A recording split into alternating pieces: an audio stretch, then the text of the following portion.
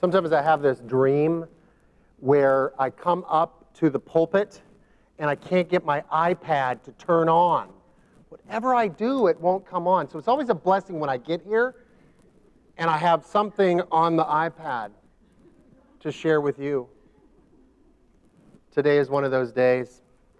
It was about a year ago that I traveled with a group of Unitarian Universalists from this congregation, Mount Diablo, to San Diego, California, and then to Tijuana. It's part of the Unitarian Universalist Justice Ministries California border trip. Some of you may have been at worship the morning that two of the participants on the trip shared their experiences and some of the beautiful images that were captured during our time there. That trip was the second opportunity that I had to visit Chicano Park in San Diego. The first time was when I attended the UUA conference called Mosaic Makers, which is a conference to help congregations to become exuberantly multicultural.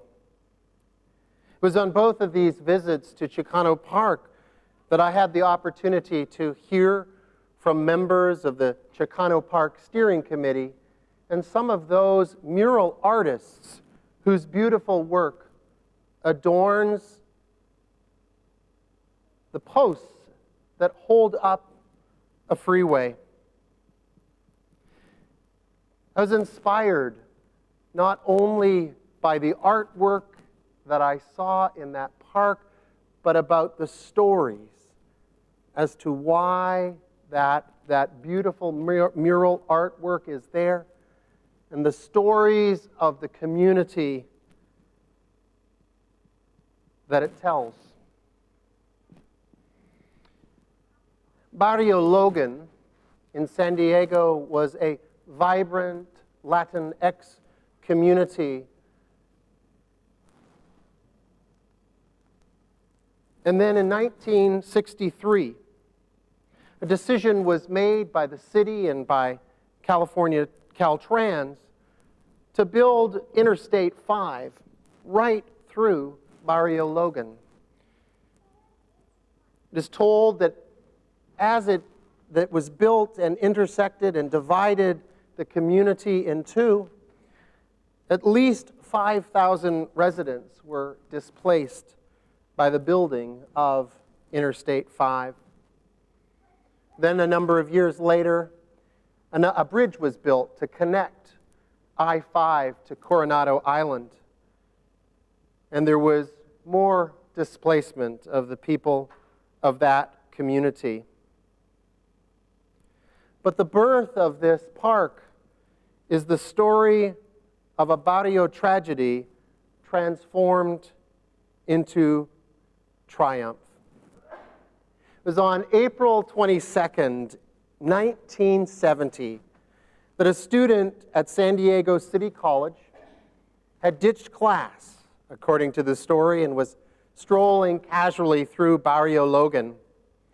Mario Solis came upon a construction crew there below the interstate and the bridge.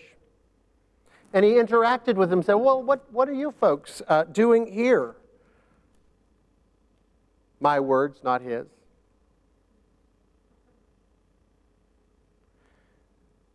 The construction workers said that they were there to prepare to build a new substation for the California Highway Patrol. Mario replied, "It will be a park." And they laughed at him and derided him. And soon he returned to City College to interrupt a Chicano studies class that happened to be taking place at that moment. He told them the news that this highway patrol station was going to be built under the freeways. Mario is said to have asked the students, "What are you guys going to do?" And so the story is told that people gathered. children and activists, students, residents of the community, youth, the elderly, entire families gathered at the construction site. And by the day's end, 200 to 300 people had congregated. And they evicted the construction crew and seized the land. Victor Ochoa remembers by saying, "What I still remember is that there were bulldozers out there, and women and children making human chains around the bulldozers, and they stopped the construction work. They actually took over those bulldozers to flatten out the ground, and they started planting nopales and flowers. And there was a telephone pole there where the Chicano flag was raised." According to a veteran activist of the community, David Rico, he said, when the cops showed up during the takeover of the park, they demanded to know who the leaders were. So we pointed to somebody over there, and that somebody would point to somebody else over there, who would then point to somebody else over there. We had a lot of confused cops. We had the system very, very confused. I'm reminded how that tactic of leaderless organizing continues on in movements of yesterday and movements of today, and how in being in solidarity with each other, that we step up at times into leadership and step back from that leadership as our skills and talents are needed and as others are as well. Part of that opportunity to be in solidarity together. This occupation of Chicano Park lasted for 12 days in April of 1970. And yet, the story of Chicano Park continues.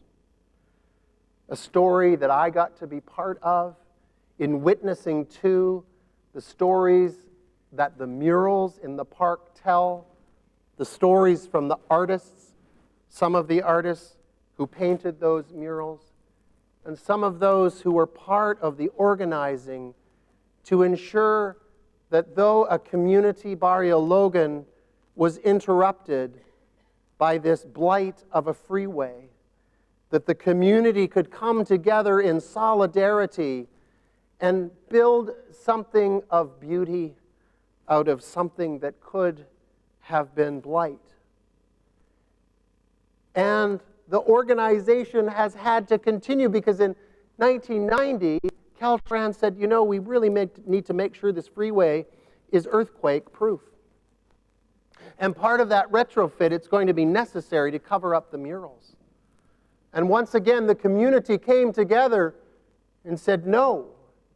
And Caltrans' response was to say, oh, well, we have some engineers that have told us we can retrofit to make it safe in an earthquake without disrupting the murals that have a long history of being there.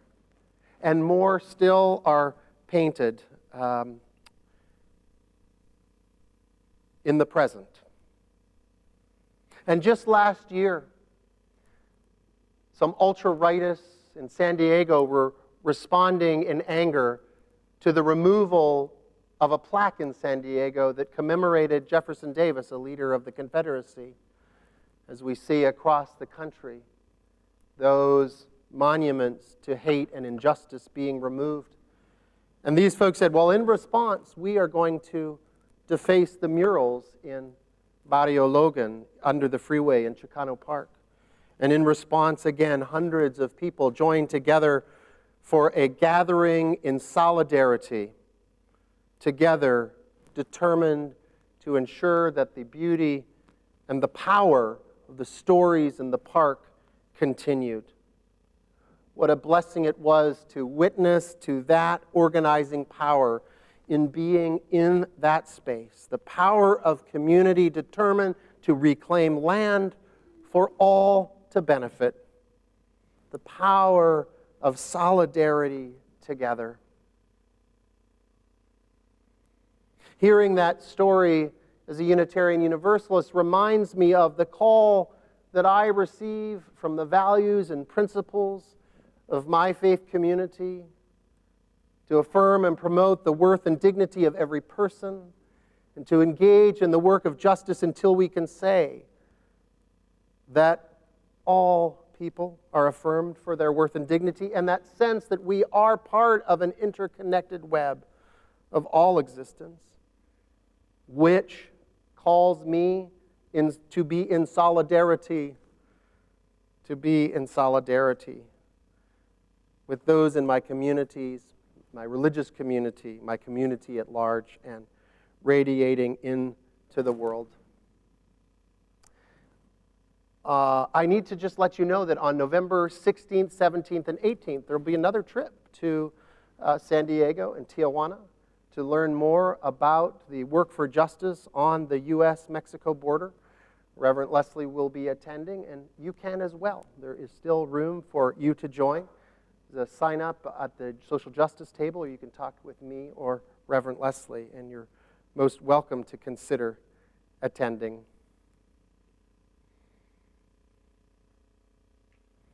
In thinking about this notion, this idea of solidarity, this week it brought me back to some of my early experiences of being in a union. Prior to ministry, I was a teacher in Saskatoon, Saskatchewan, and part of that experience of being a teacher was my own sense of call to be part of the union, the teachers' union. That sense of being a community of not only professionals, but of workers who together could work towards our common good, could bargain for the needs that we had as teachers. And I witnessed in that our solidarity with other professionals and other workers as they struggled too. I can remember going to mass union meetings and singing that old union song, you know, solidarity forever, solidarity forever, solidarity forever.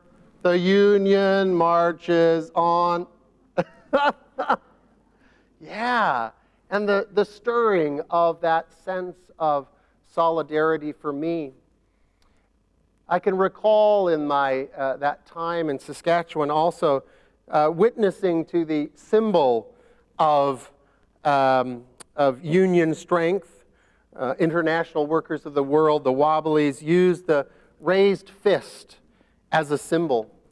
And so, as I was preparing for my worship on solidarity this sermon, I thought, well, it seems to me that that would be an appropriate symbol to put on the cover of the order of worship. But then it was brought to my attention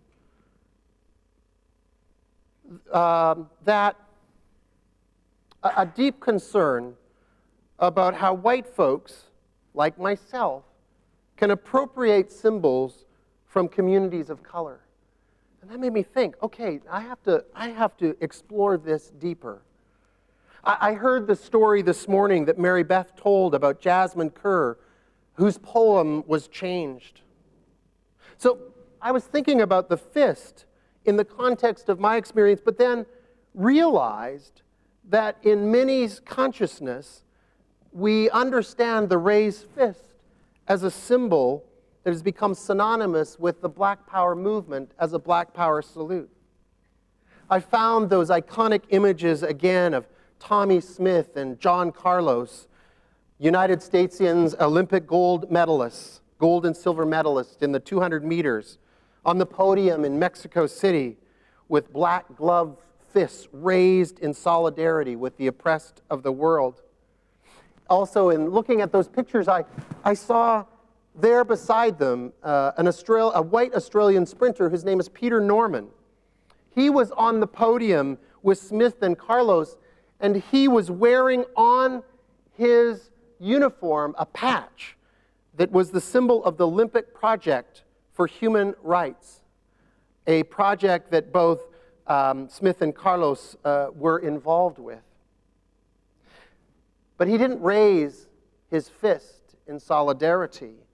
He stood, though, with that symbol in solidarity with Tommy Smith and John Carlos as they raised their fists in solidarity.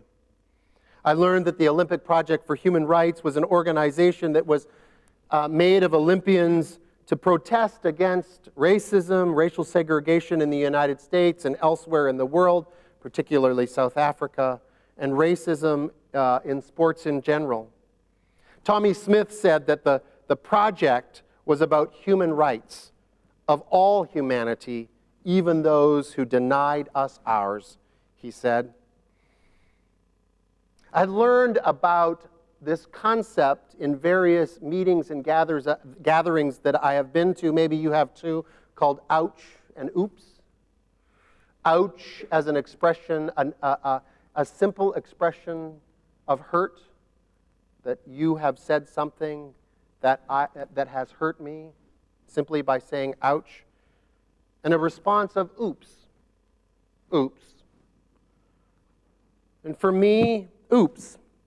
If I had to do it over again, I would choose a different symbol of solidarity, knowing that I myself am not comfortable raising a fist in solidarity, as it doesn't feel right to me.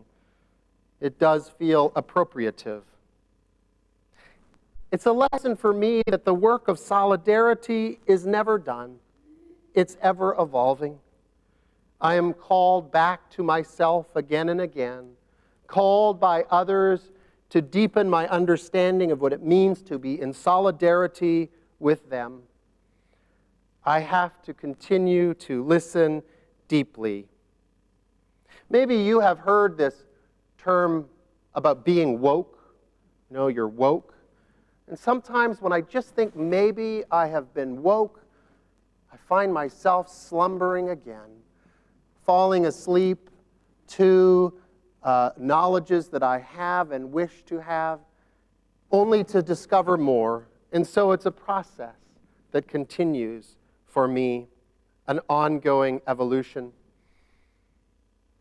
One of the things that I realized in the past week in listening to the Senate hearings is my call as a man to be a man and male-identified person, to be in solidarity with the survivors of sexual violence, and a call as a man to work to end sexual violence. I was asked to share a prayer as part of the vigil for survivors of sexual violence and those who love them that Reverend Leslie mentioned in the Joys and Concerns. And I used the prayer for those gathered and for me to be reminded of that call to solidarity. And I'll just share it with you. This is what I spoke in this room on Wednesday evening. Spirit of life, Spirit of love, we gather this evening to remind ourselves and each other that we believe her, we believe you, that we believe him, that we believe them. And we gather in solidarity with our siblings who have been the victims and survivors of sexual violence. May we also be reminded of the deep impact that toxic masculinity has in perpetuating this violence. Help remind us that we are called to not only resist these toxicities spread by a warped sense of masculinity, but also to find new ways of being masculine. Help us to reject this narrow and repressive definition and manifestations of manhood, designating manhood as defined by violence, sex, status, and aggression. The cultural ideal of manliness should no longer tell us that strength is everything, while our emotions are a weakness. That sex and brutality are yardsticks by which men can be measured. That supposedly feminine traits, which can range from emotional vulnerability to simply not being hypersexual, are the means by which the status of a man can be taken away. So help us reclaim the ownership of masculinity from those in power who warp people's perception of it for their own gain. Help us to restore the ideals of healthy masculinity by reducing the glorification of violence on all fronts, making healthy expressions of the masculine desirable, recognizing that men and boys and those who identify as men and boys are also the victims of toxic masculinity, promoting the idea of healthy masculinity as being helpful and supportive. And help those of us who identify as men to learn that our manhood isn't tied to sex, that we too can be victims of sexual assault and abuse, and that it is not about being weak or not fighting harder.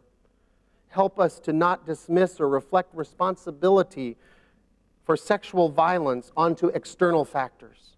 It's not binge drinking, it's not hookup culture, it's not sexual promiscuity. So may more men step up and be counted. Help more men to call out others for unacceptable behavior.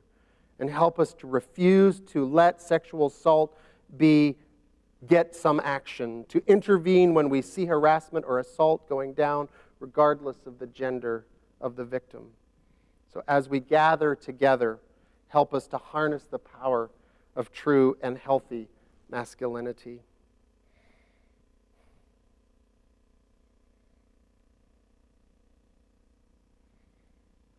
We work to be in solidarity each day. I also come to understand that to be in solidarity with the world, I have to be in solidarity with a community of support and a community of love. I have to realize that all I need, all we need is right here.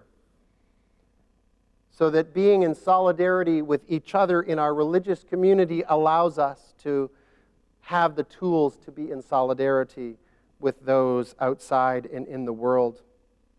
Bell Hooks reminds us that solidarity is not the same as support. To experience solidarity, we must have a community of interests, shared beliefs and goals around which to unite, to build sisterhood. Support can be occasional. It can be given and just as easily withdrawn. Solidarity requires sustained and ongoing commitment. This morning we learned about a group of cows who had learned how to type. They had learned how to type and use that skill to ask for what they needed, for blankets. Not only to ask for what they needed for themselves, but for the hens, and eventually for the ducks too. And so how do we ask for what we need and be there for what others need in our community? So the Caring Committee created a new tool, not a typewriter, but a caring board. And Aaron Eves is going to bring that board down to the front so that we can introduce it to you and dedicate it as we think about solidarity this morning. And Jane Russell, who is the chair of the Caring Committee and one of the helpful creators of the board, is going to join us as well. Thanks, Jane.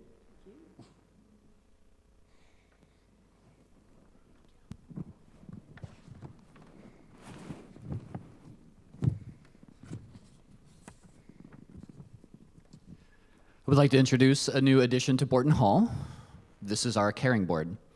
Our caring committee, with help of Jane here, created it to help connect the needs of our community with the many gifts of our community, giving folks a place to ask for what they need and a place to offer what they have to give.